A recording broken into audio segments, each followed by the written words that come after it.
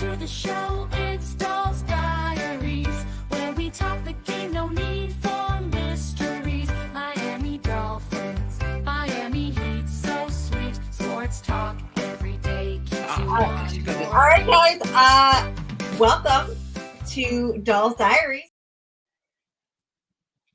Hi, guys. Welcome back to Dolls Diaries, now on Fins Talk Sports Network. Shout out to Rob of Dolphins Thirsty. He's no longer doing the podcast world, but he'll definitely be on, and we'll show him some love. So I just want to thank everybody for joining and being here after my very lengthy hiatus. I'm so excited to be back. We're going to talk Dolphins. We're going to talk Heat. We're going to be hot messes as usual. Hey, Britt. And let's get into it. So without further ado, my guest for my first show back is the one and only Zach Weinberger. Zach. Hey. Welcome. Thanks for coming on. No, absolutely. I mean, listen, there's literally nothing better to do on a Tuesday night than talk Dolphins and Heat. So, and this is the best place to do it. So, love it. So, for everybody who doesn't know you, why don't you give us a background, where you're from, who your team is, and just fill us in. Yeah. So, listen, I mean, born Miami, Florida, raised here, obviously, my whole life. Teams are Dolphins and Heat. I mean, listen, and then obviously currently as a job, I'm the beat reporter for the Miami Heat for Clutch Points. Been there for the past 2 seasons. And again, I really wanted to do sports journalism since high school. At college, I was covering FAU, Florida Atlantic, and Boca Raton, and then obviously just winded up here. So it's been a really cool journey. But like I said, really kind of alluded to it at the beginning, there's literally nothing more I like to do than talk about the Dolphins and the Heat. So so that's a little bit of my background, but yeah, I'm excited to be on here. I'm excited to have you. So what is obviously you're covering with Clutch Points. Is that like your goal? Like, what is your goal job in all of this? Is this it? Are you in it? This is definitely one of them. I feel like when I was a kid, I definitely said to myself, I want to be a beat reporter for one of my favorite teams. And that's kind of what I'm doing. I mean, obviously, definitely want to get more on the stepping ladder, whether it be a bigger, publication or whatever. But I'm so happy to be at Clutch Points. I mean, they're great. They're an up and coming website. So yeah, I would say maybe the Dolphins as well, but definitely kind of keeping those relationships with the Heat is important for me. And this job I'm at is I can't be any more grateful. No, I love it. Would you want to go Dolphins? Because we touched on this in the backstage. The Heat and fans and the reporters, I think, have a much better relationship than the Dolphin reporters and their fans. Are you ready for that? Because Omar is out there fighting for his life. I was, like I said before to you, growing up in that space of Dolphins Twitter or Dolphins social media, you see how people react towards, especially Omar, how Habib, Joe Shad, Barry Jackson, all those guys. It's really funny to see compared to the Heat stuff, but the Heat side can get a little interesting as well. Maybe not as much as the Dolphins, but yeah, definitely covering the Dolphins is a goal for me for sure. And because like I did in college, like I did after that, like football, basketball, that's kind of the topics of area that I'm really an expert in. So I'm ready for it. Listen, I say that now, and then if I get it, and if the fans do it, we'll see. I mean, again, I think I have the thick skin, ready for it. Chef Jew, thanks for watching. I'll protect you from the Dolphin fans because I go toe to toe. Thank you. So let's start with Dolphins. Obviously, big win coming off with the Raiders. Do you go to the games or do you just watch from home? Since you're in Miami, are you like a season ticket holder? Like you're there? So it kind of depends. I'll be honest. Since they've been a little better, listen, I always try to find a good deal. Right. So, but I did go to week 2 against the Bills, probably one of the worst games I've ever been to for obvious reasons. But other than that, I've been to a couple games here and there. And the same thing with the Heat. Obviously, as a credentialed Heat reporter, it's great that you get to go to the games and stuff like that. But, obviously, it's kind of I definitely have got the professional mindset where like this is a job. The surrealism of like speaking to Spo and speaking to Jimmy and Bam and all those guys. It's great, but now it's like I have a job to do. It's funny at FAU when the Heat practiced there beforehand. I got to speak to Dwayne Wade. I got to interview him one on one before his final season, which Okay. that kind of like threw me in the deep waters as a freshman in college. So, but no, but yeah, but in terms of the Dolphins, definitely try to get to a game at least once or twice a year. How was talking to Dwayne Wade, by the way? Like, do you have that? I would have that interview saved, and that would be if I went to a party, I would just whip that out to everybody. That's pretty much what I pretty much what I do. Pretty much. No, it was very again like freshman in college.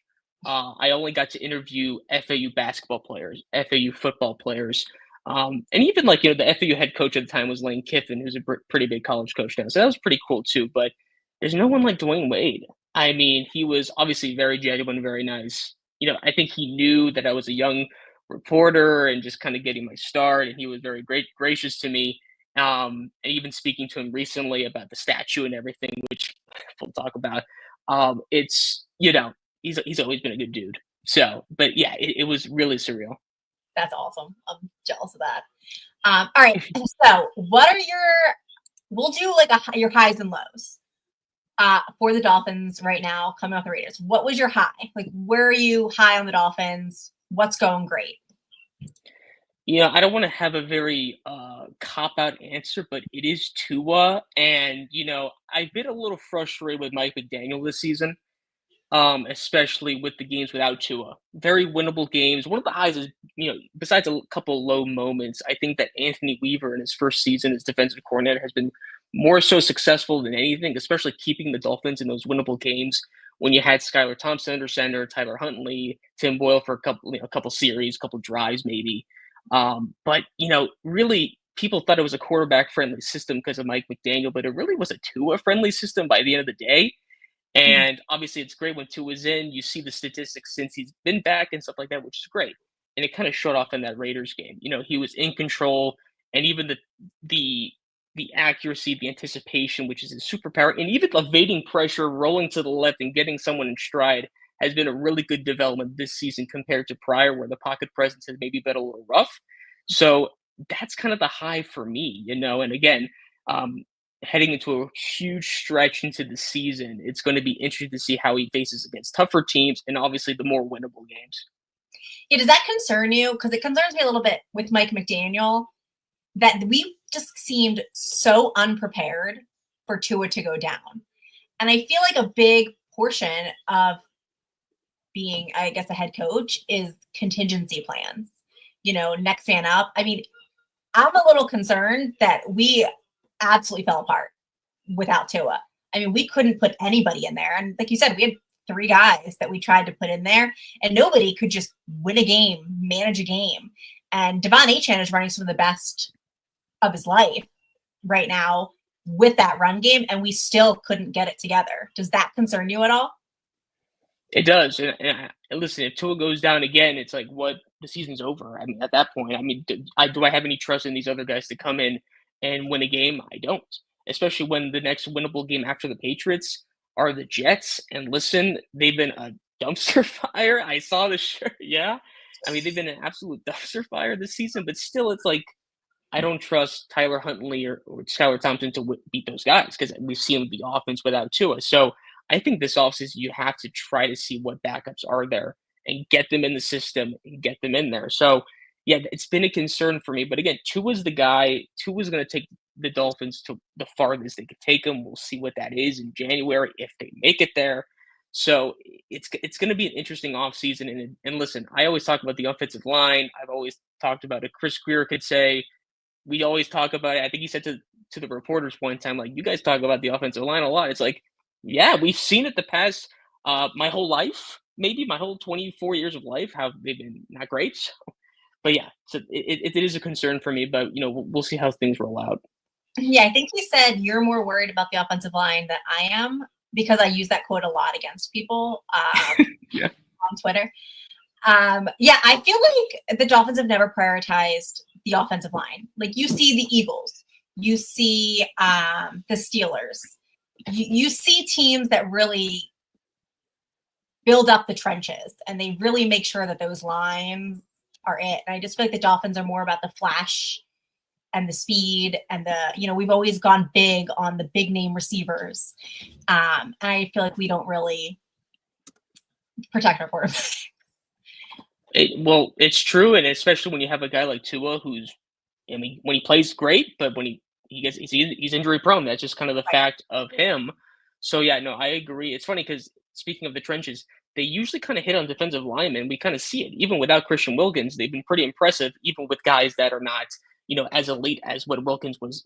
So yeah, it's just the offensive line has always been a problem, and I don't know if they could try to fix it. Obviously, there's been a lot of changes, but yeah, no, it's definitely a concern. But I guess we'll see how the rest of the season pays out. I've been one of the highs has been the run game because obviously they're known for the pass, and like you just mentioned, Achan, who's been great. Even Mostert, who hasn't have a great season, Achan has really picked it up. And even when they use Jalen Wright a couple times, he'll pop up a good run. So it's good to see at least that. Yeah, Achan is my high of the season. I think he's killing it. I think he's doing everything we need him to do. Even this Malik Washington, I'm starting to like the little flashes that we've used him. But I think for sure, Achan and just not giving up on the run game this year is going to be vital, especially with that offensive line being what it is, and Achan still having the success that he's having. Obviously, not as many touchdowns as last year, but just moving the chains for us. Sometimes that's really all that's more important sometimes to me than how many touchdowns he scored if he's getting other players into the end zone. All right, what's your low?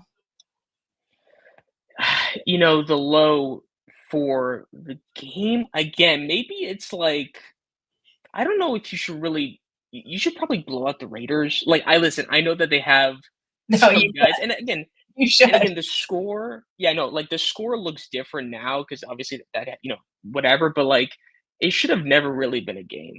Mhm. And listen, I like Brock Bowers a lot. He's a stud. He's going to be a stud in the league for a very long time. But like, looking at this Raiders offense, it's been pretty much putrid the whole season, especially when Gardner Minshew is out there. So maybe I'm not a fan of, just the way that sometimes the offense stalls a little bit. You do kind of scratch your head at some of the play calling still from McDaniel. It's happened less now than before when you see that Titans game and you see a lot of those games, again, still without Tua, where you're just like, how many times are we going to see screens? How many times are we going to see this? It just sometimes it's been frustrating. And we saw hints of that here. I don't want to say it was a flawless game against the Raiders, so I had a few lows. But once again, like the team is not playing perfect, but they are playing more resilient than ever. That's what I'd like to see because usually, like you say, this team likes to see that they're flashy, they're a sexy offense, and all this sort of stuff, which is great. But like you said, this season, defenses have been playing Tyreek and Jalen way differently. They're putting too high safety up, so you have to beat them in the middle and then low.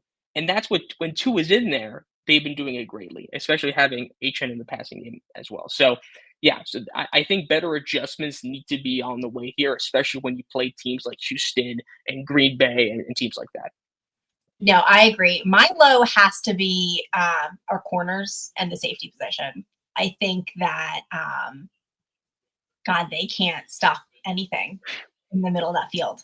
The maybe even like the tackling as well as for the Raiders game was, Cato Kohu it was embarrassing. A couple of the tackles that he just didn't make. But I definitely think that the safety and the corners, I know people fight me on it, but I think we're really struggling not having Xavier Howard on that side opposite Ramsey. I knew you're going to say that. Listen, I screamed for Cam Smith last year, and he is he's really letting me down. Brittany says Jordan Poyer is an op. Yeah, what are your thoughts on Jordan Poyer? Because we had some high hopes with him coming from Buffalo. Him and Holland, who also is a disappointment this year. He seems like he keeps making really costly mistakes for us. like, is he like? Do we really think that he is playing us for the Bills? Listen, when I saw that penalty he made in that Bills game at the end, I said to myself, "This isn't like let's just say he's an op for sure." No, obviously, at the same time though, he's older. I think there's a reason why the Bills didn't hate losing him. I do think he's a little I don't want to say washed. He's there's still something there that he can produce and provide, but at the same time, he's really making a lot, like you said, a lot of costly mistakes. And again, the fact that the defense has been performing better than I thought. Again, like you said, losing X, you still don't have Chubb. You lost Jalen Phillips, and so there's a lot of holes here, but they're still playing well. So again, shout out to Weaver. And obviously even Fuller. You lose him as well. So it's been a little rough, but like I said, I think Weaver has done a lot with maybe very little. And like you said, you need to see something better production from Holland as well. So you're just hoping that at some point they can get back to what they were, and hopefully get some guys back as well. But yeah, I agree on the X thing. Um, I don't want to say you might get mad at me. No, listen. Before you say it, his picture is still on my wall. This is Xavier Oh, I Howard. see. I didn't even. I didn't Interception even Terry notice that. Cohen. It's still on my wall. I still think that we should have had him for one more season at the very least. That's Thank what you. I definitely believe. Okay. But he was definitely on the down, so I didn't hate the decision to cut him. But at the same time, it's like you look at what's going on in the secondary, and you're just like, probably would have been nice at the very least. I'm not saying that he's in his prime anymore, but I feel Yeah. like even on his decline, I think he would perform better than the guys that we have out there right now. And I'll die on that hill. I'm not rocking with him as hard as I was last season, obviously. And obviously, before people come at me like they do, I'm fully aware of his off-season antics. What he does, it's messed up. I only care about his performance on the field as a Dolphin. This is my on the field obsession, not the man who he is off the field, the player. Brittany, obviously, from just watching her comments in here, is a huge supporter of Jordan Poyer, and she thinks that he should actually come back next year, is what I'm getting from her copious amounts of chats. No, one thing that I will say on the defense, and I'll give him his props, is Chop Robinson is definitely coming into his own. And, he is definitely getting held in every play. I think that I think offenses are starting to open their eyes to him and realize that he's going to be a problem. And I think when we get Chubb back and we can maybe kind of move him inside a little bit more, he's going to be more a disruptor. But what are your thoughts? Do you think, because I know he was a very controversial pick. I didn't want him. I've been clear about that. I wanted us to go offensive line. I wanted Jackson Powers Johnson. And some people were happy with it. Where do you stand on Chop? And did you anticipate him taking this long to kind of, to develop a little bit? Or were you expecting him to come out the gate and just be ready? Well, even just looking briefly at tape, looking at what other people were saying, I was expecting him to be more of a developmental type guy. Like, I don't think he's starting there week one, but as the season goes along, as he learns, he's going to get better. And that's kind of what we're seeing. The pick at the time, I didn't hate it, but like you said, I'm always kind of salivating for an offensive lineman addition anywhere. Yeah. So obviously, for the first second, I'm like, okay, not an offensive line. But, if there's one thing Greer has done, is that he can see a good defensive player, at the slightest. So that's why I was like, okay, maybe he sees something in him. It's like you kind of give and take with Greer when he drafts selections, where it's like, okay, maybe it's not, this offensive lineman that can maybe produce early, but he sees something in him. I'm always forgetting pass rush. I think that's always been a problem with the Dolphins when I was a little younger, and especially kind of recently. But the past couple seasons, it's been a little better. So I'm glad to see that. I'm glad to see that he's starting to kind of come alive, be himself. He did have that rookie mistake against Buffalo, but whatever. But at the same time, again, like it's good to see him. And like you said, if we get these other guys coming back, I mean, that's going to be a really dangerous pass rush. So I'm excited for him, and especially in the future, it seems like he's going to be a really good player for us. I'm going to ask you an insider question, if you have any. Do you have Okay. any insider knowledge on when the hell Bradley Chubb is coming back?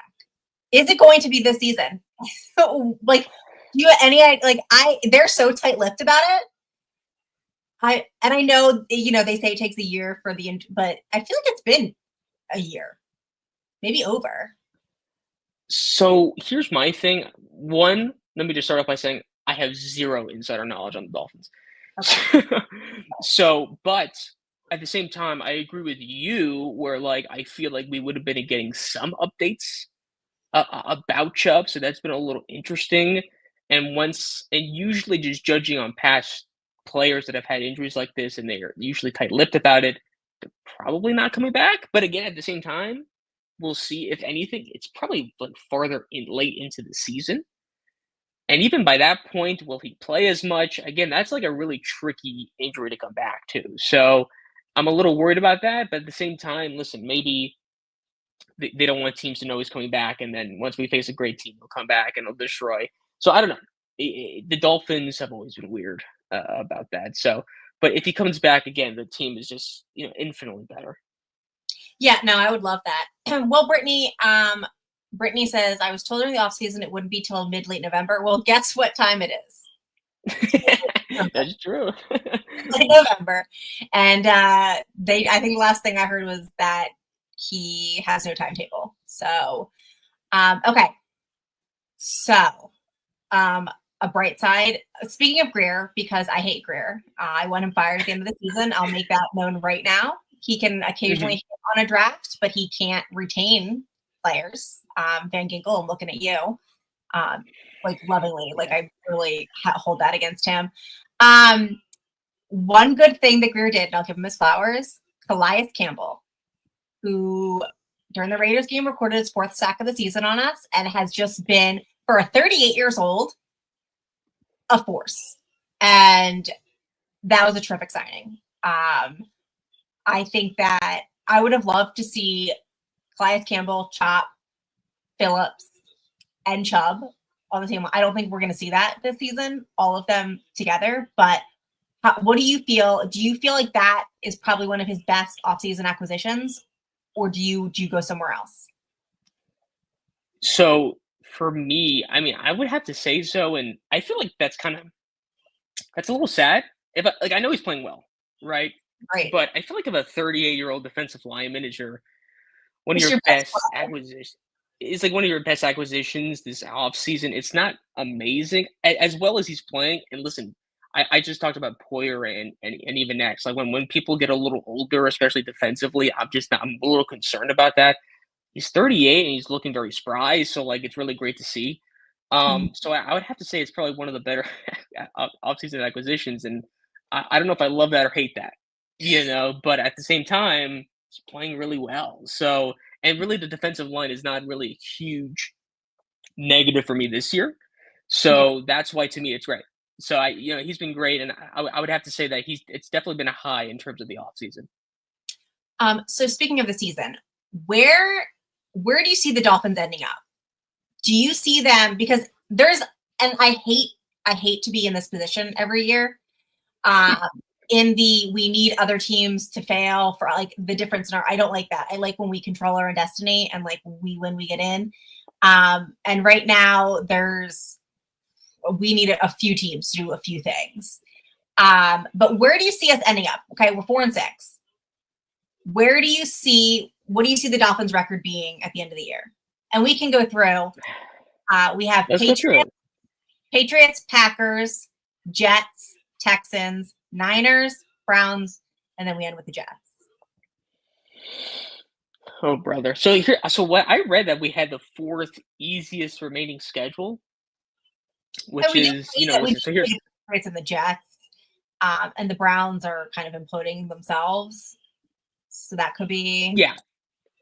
But like you said, like the control your own destiny thing is, to me, might be out of the window. Unless you just win out, then great. It's but another team. I think if the Colts and the Broncos. I think the Broncos have the lead right now. So if the Broncos went out, which how freaking ironic that we could miss the playoffs because of the Broncos, who we put a 70 burger on last year.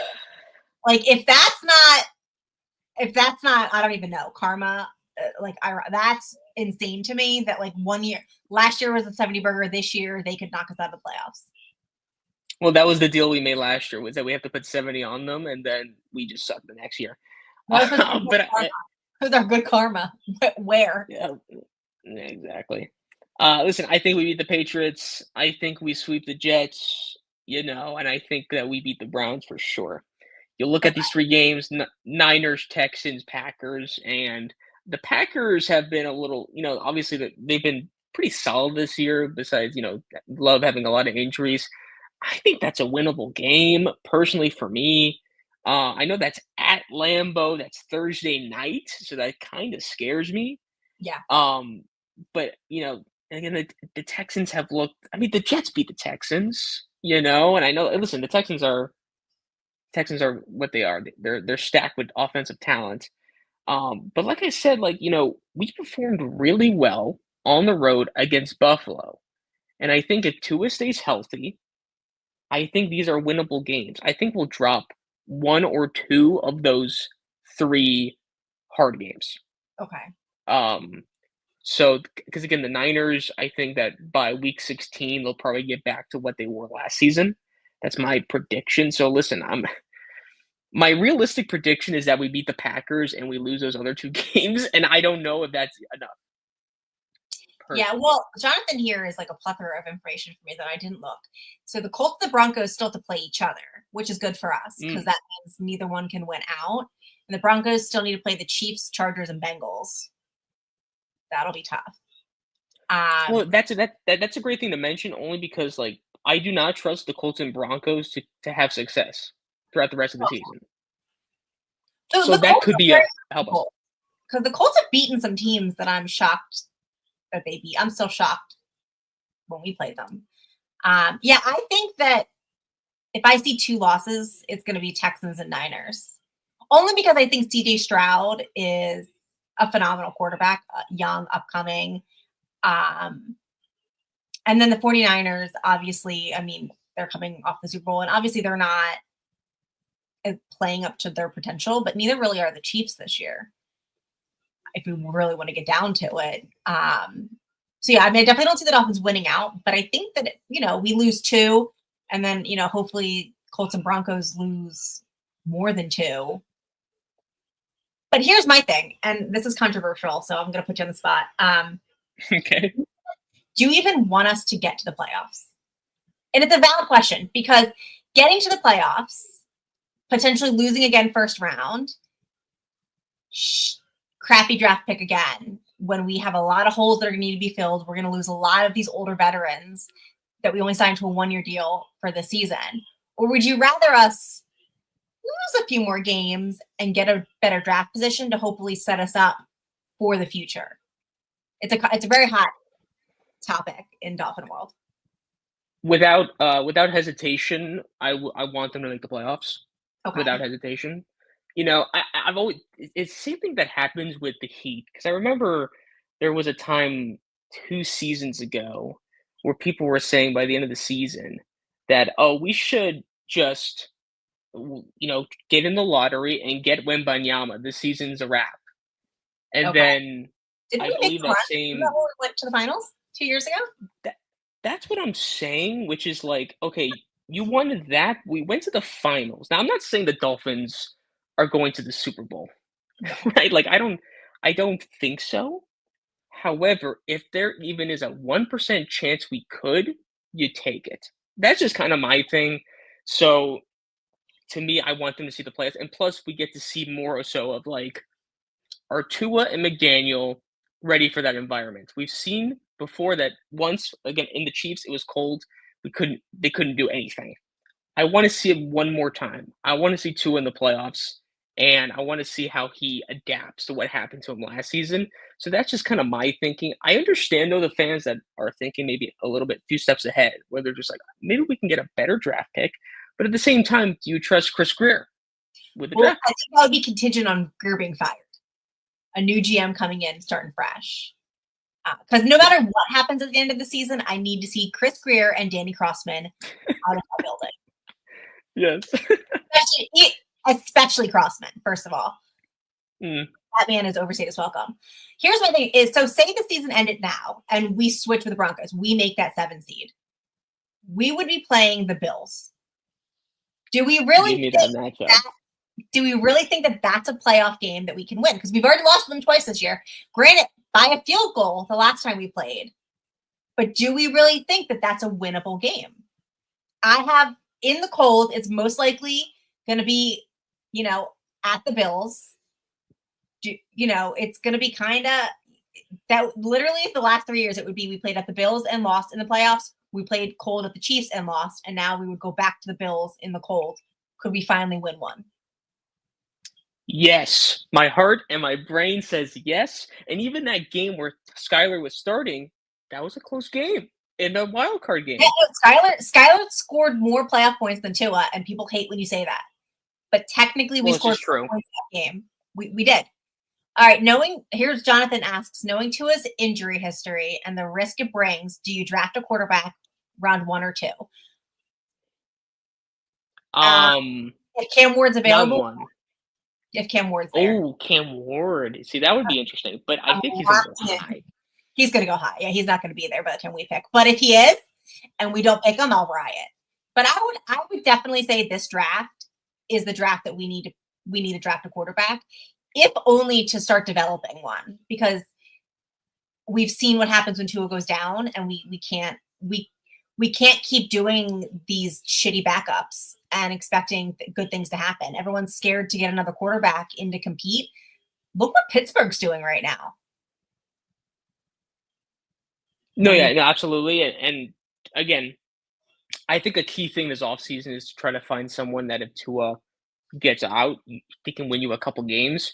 I don't know if I'm certain that it's going to be a rookie doing that, but I don't mind the pathway of being like, let's get a guy and let's bring in some competition. Tua's the starter. We gave him the contract that knows that he's going to be the starter this season, but let's work up a guy. I don't mind that, and I think even people like to talk about Tua's mental state. If there's an ego there, I don't think he would mind either. I think it's going to drive me to even more. There's one thing that he is, and people can talk about how fragile he is in terms of physically, mentally, he's tough.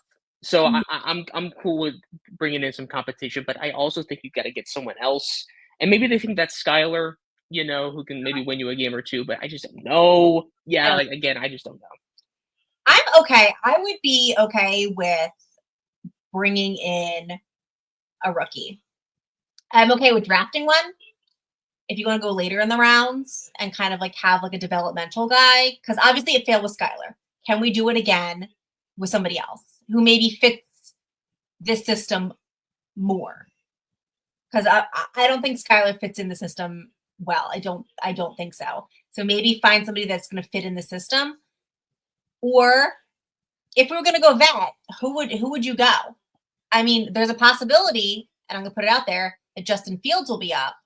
But I have a feeling he's going to try to go for starter because I don't think he really likes sitting back in Pittsburgh. But he's a name that I would grab if he would be willing to sit behind Tua and kind of be that tandem like he's doing in Pittsburgh right now. To me, I'm actually all for that, and I've always been very indifferent on Fields.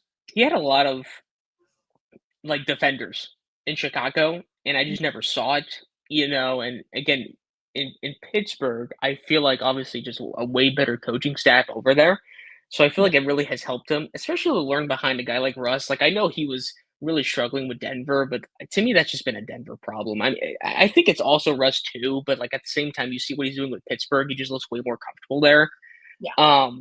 So for me, I'm cool with that. Other names I really couldn't think of. Again, I know some people are saying, well, let's just bring in Flacco, which is I don't know. Yeah, I just don't know about that. You really got to find, again, a Mike McDaniel style quarterback like a Tua. And that's what I'm saying. That's hard. That's hard. Because you can say Flacco, you can say the big names. I don't think they're going to fit in here Right.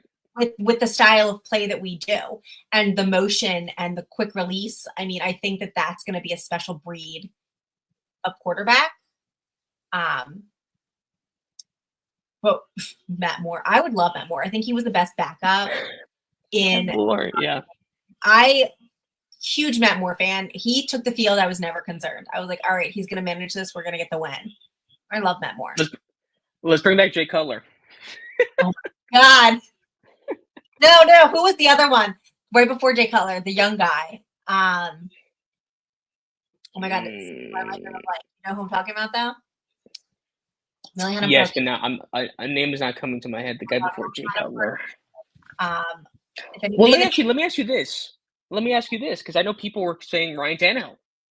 You know, and I wanted him to shoot. I thought I was shocked that we didn't bring in somebody because I feel like there was a lot of offseason talk. I would have loved the Tannehill to see him come back.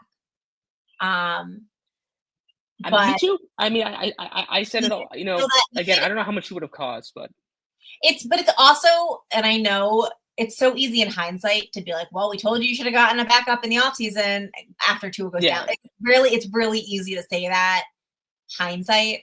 So it's not 100% fair.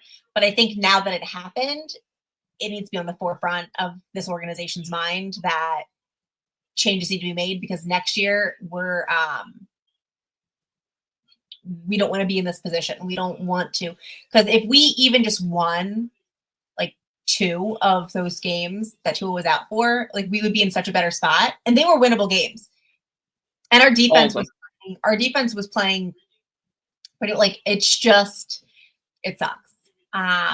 But it is, we're here where we're at. And I will say, for all that we're saying, since Tua came back, he did come back with a vengeance. The Raiders game, well, I have the little stats here. We scored on 6 of our 7 possessions.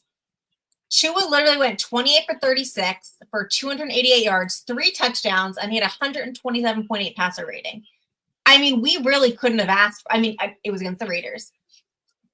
We couldn't have asked for a better, like, score. We couldn't have asked for a better offensive production. Obviously, there were some mistakes.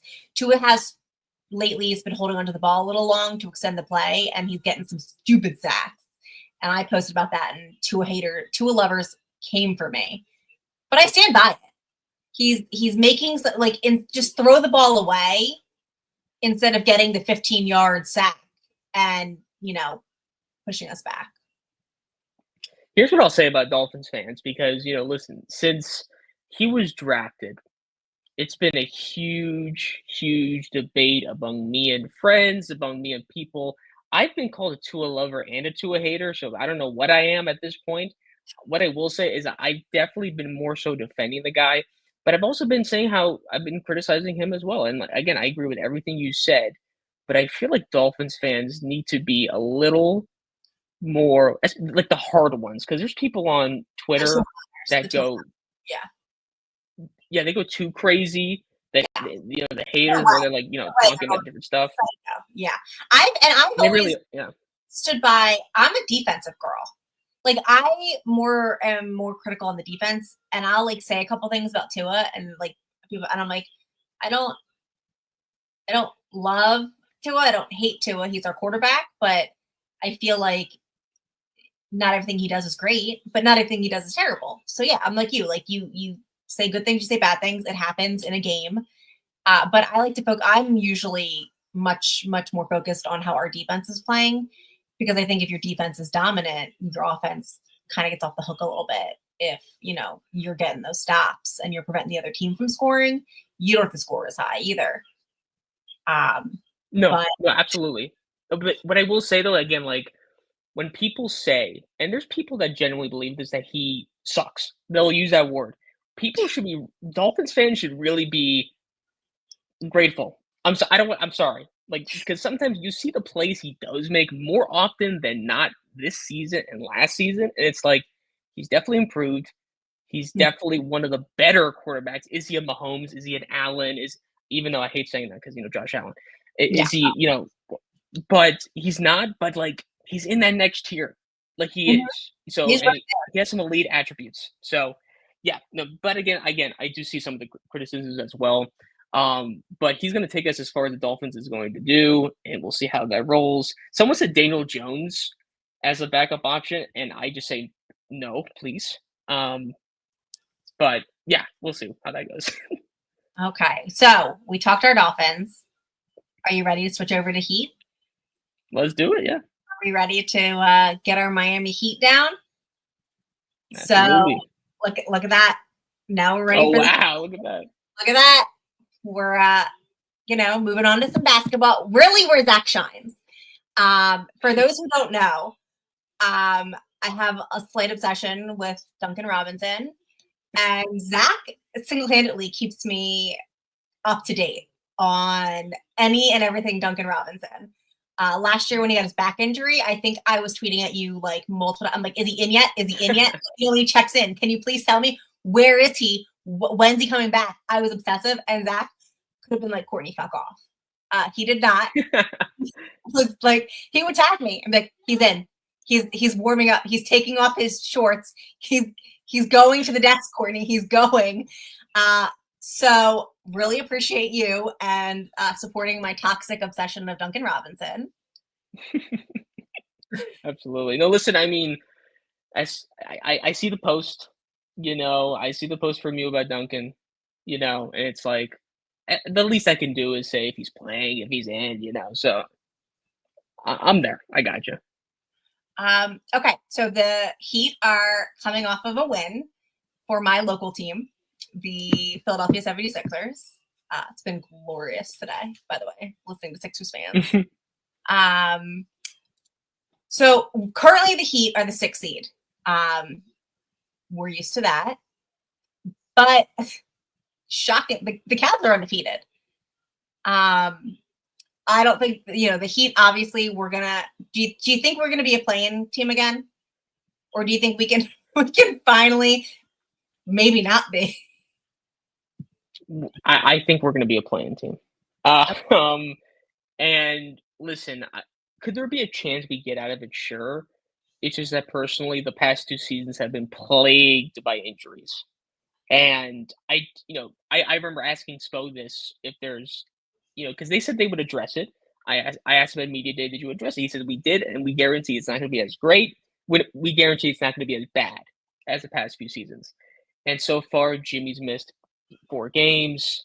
Now we're seeing Jaime's missing, and it's like again, maybe it's not going to be as bad, but it's still pretty early in the season. So I think if everybody's healthy, I think there's a chance. But realistically, we're going to be a playing team once again because again, you look at the top teams, you look at the Cavs that they're getting better. Orlando added a little bit. We saw what Philly did, even though Philly's not starting off great. Boston's still there. So again, he didn't really add anybody. They added Alec Burks. That was kind of the offseason acquisition. And it's like, again, Pat Riley is so adamant that they have a team Oh my that can God. go to the finals once again. And it's like, some people like me are a little hesitant in agreeing. Could they if they're healthy and, sure. But the East just keeps getting stronger. So we'll see how they are. Yeah, it's kind of funny. Like, love Pat Riley, obviously a staple. How many times can we run it back? And every offseason, I think Heat fans, I don't know if the reporters as well fall into this. We get tagged with the big flashy names. Damian Lillard. We're always like, we're going. Then the trade deadline comes and then it goes. Or there's all this hype and then nothing happens.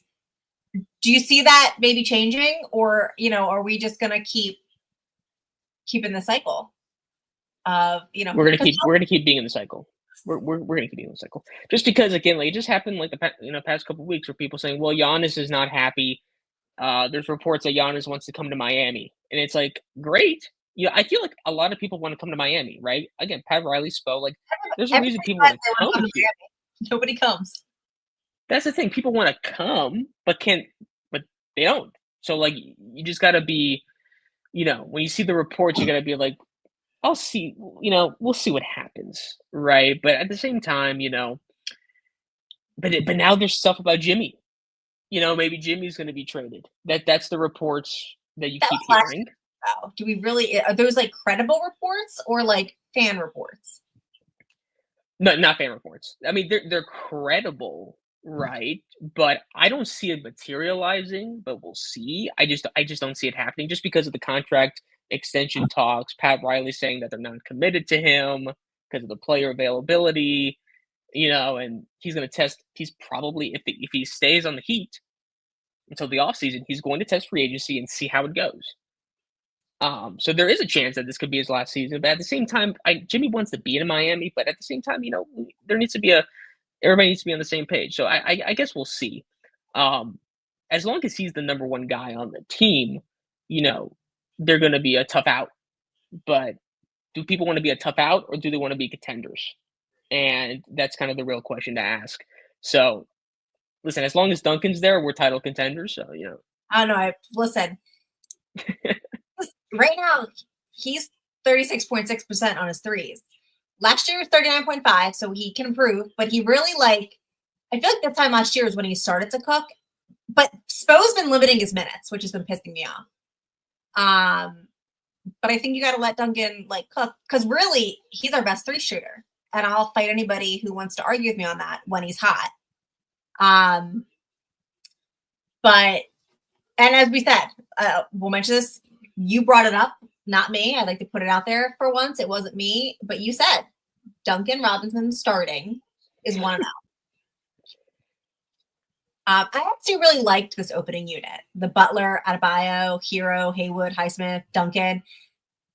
I think it was a great opening unit. I think that we were up by 12. I mean, I think it should be the new starting unit for a while, but what do you think? Where do you think is the sweet spot of the starting unit? The starting unit is one of the more interesting narratives this season because obviously the reason why Duncan was in there was Rozier missed with discomfort. And he has been pretty not great these past several weeks. So there's always been speculation since the offseason, even last season, where people are like, should Tyler or should Terry go to the bench to put Duncan in there because maybe it's too much offense in a starting lineup where someone's going to have to, be in the, in the rearview mirror.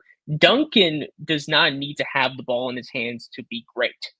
Right. He's really improved in that area, but he's obviously great off the ball. Bam will set up a screen, give it to Duncan, shoot a three, and see what happens. So, the speculation is interesting, but I think Spo is committed to Tyler and Terry being that 1 and 2.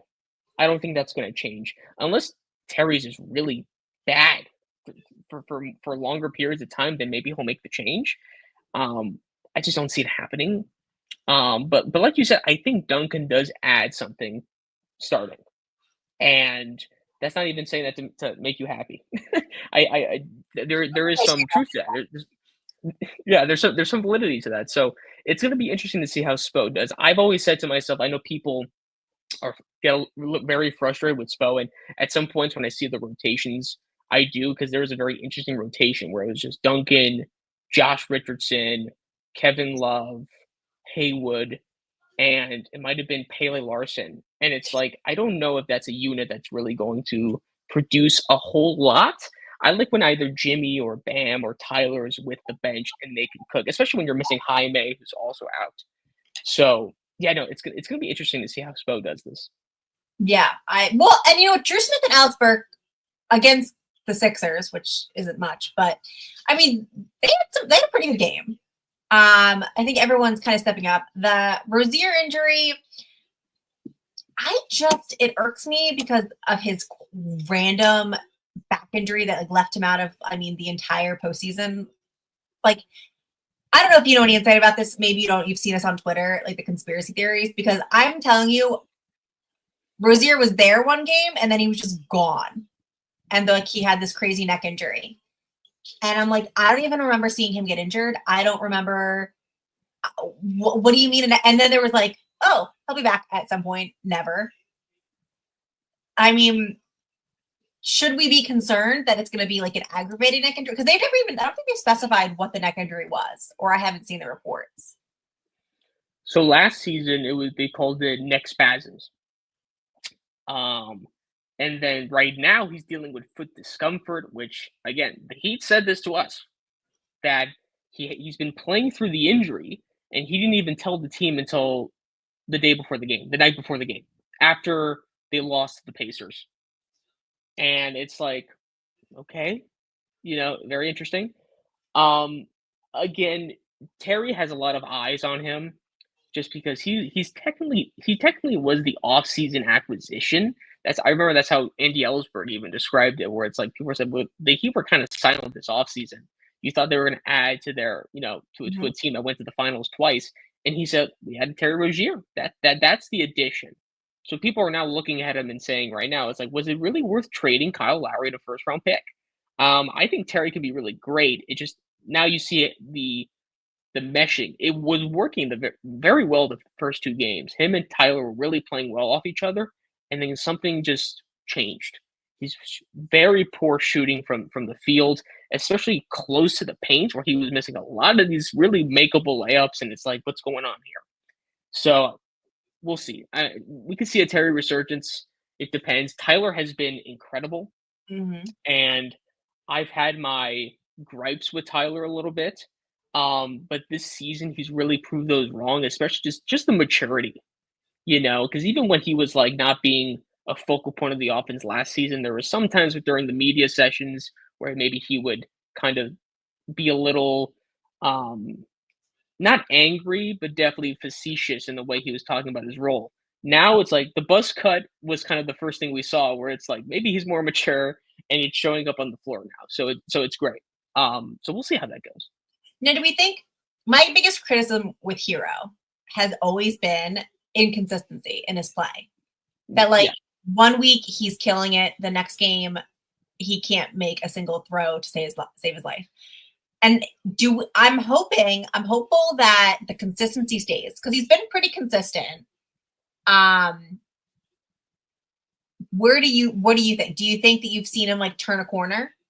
Do we think that we're going to see a more consistent, because he was really supposed to take over like for Jimmy. He's supposed to lead this team when Jimmy's gone, which maybe could be next year. Do you see that he's ready for that? Or do you think that he still maybe isn't the one?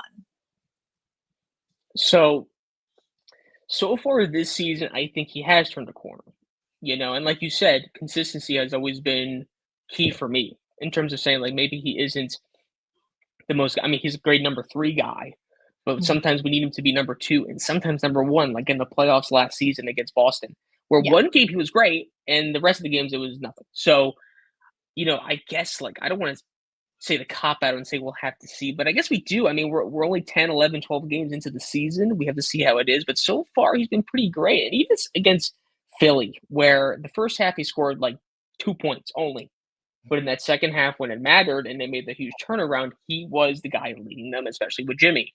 So yeah, I think he has, especially now because he doesn't need the ball in his hands. When he does, he could be a good playmaker, and then now off the ball, he shoots a 3. If you see a shooting chart, it is drastically different. The goal this season from Spo to the guys was shooting it from deep, getting into the paint, and shooting it from there. Not a lot of mid-rangers you're seeing from the Heat this season, and for Tyler, it's really paying off. For the rest of the team, I don't know.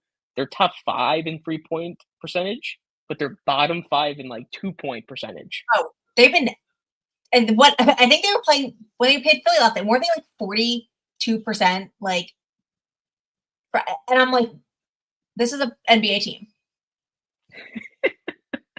Yes, no, it's been. We're just lucky that Philly was like 41. Like, oh my God, yes. Against the Cavs, against the Nuggets, like that game would have been different. No, yeah, absolutely. But for Tyler, it's been great to see. So we'll see again, like you said, which I agree with you. If that happens throughout the whole season, he's really turned a corner. But we'll see. I mean, every guy has a couple bad games here and there, but for him, it's been more constant throughout his career. So we'll see if this time it turns around. And so far, he's been great. Yeah, and also, where do you feel about Bam because we saw what he did in the Olympics. I mean, I'm hoping that kind of gave him a little pep in his step, and maybe Spo liked seeing it too. But like, where do you see Bam this year? Are we going to see more Bam threes? Because I love a Bam three. I love a Duncan three, but I love a Bam three. So obviously, Bam has struggled so far this year, and I even think that sometimes the confidence has been weighing, only because the three ball was a huge thing this offseason. Bam was always saying, "We're working on this. It's the real deal." Spoelstra's said the same thing during the preseason. Again, like the way that even the spacing on the floor was, we see Bam towards the paint throughout the last however so 6, 7, 8 years he's been in his career. Now, when on transition, he's going to the corner. He's waiting for the ball to get into his hands to possibly shoot it. And I feel like that recently, since the start of the season, when he misses the first couple, he's not really looking for it. And I feel like sometimes he has really wide open. The center is letting him shoot it. He doesn't do it. And I Yeah. get trying to get your guys involved. Bam's a huge team player. That's what I love about him. It doesn't matter if he finishes with 5 points. He'll let Tyler, Terry, Jimmy, Duncan cook, which I love.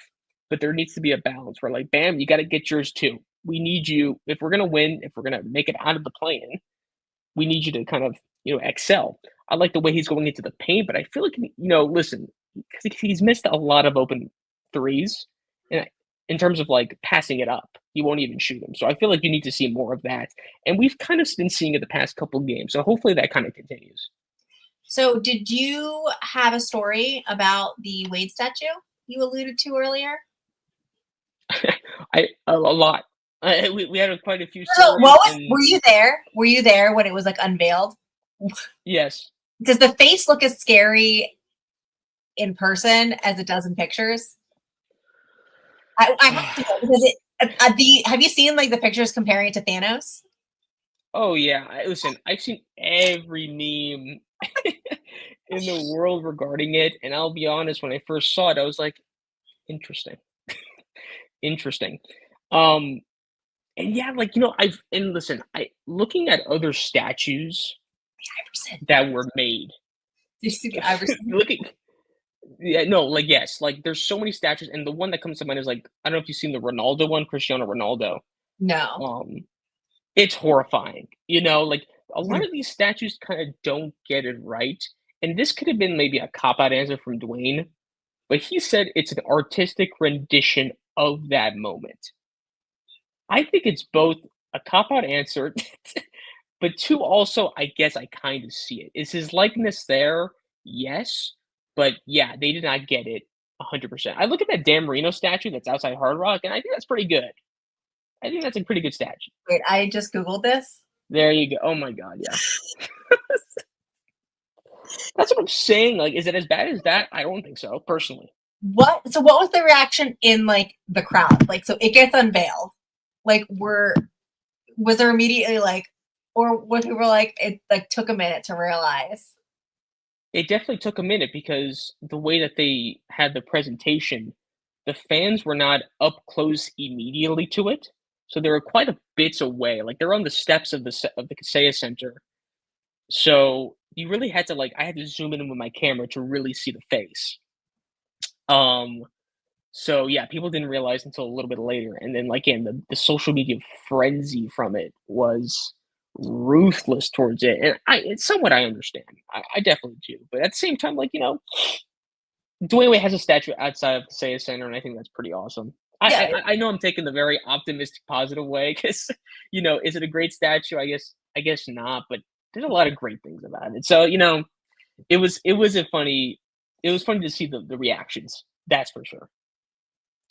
Oh, I bet. I couldn't even imagine like being or no, again, you got to keep it PG because you don't want your credentials to be revoked.